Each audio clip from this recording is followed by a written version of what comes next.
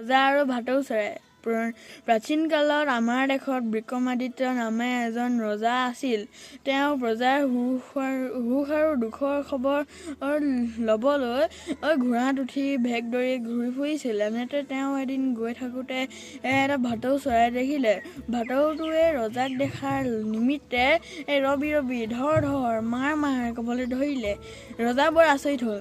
আন এদিনাখনৰ কথা, ৰজা আকৌ ঘোঁৰাত উঠি ভেকচন ধৰি ঘূৰি ফুৰিবলৈ ধৰিলে।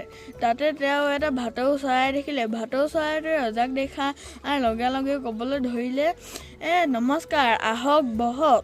এই কথা শুনি ৰজা আচৰিত হ'ল আৰু তেওঁ ভাবিলে কি দুইটা একেই ভাটৌ চৰাই, তথাপিও দুইটাৰে মুখত বেলেগ বেলেগ মাত।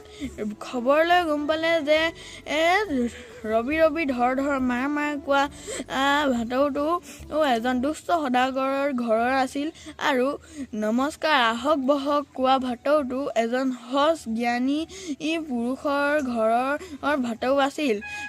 এই সাধুটোৰ পৰা আমি এইটোৱে শিকিব পাৰিলোঁ যে বেয়া সংগই আমাক বেয়াও কৰিব পাৰে, ভাল সংগই আমাক ভাল কৰিব পাৰে।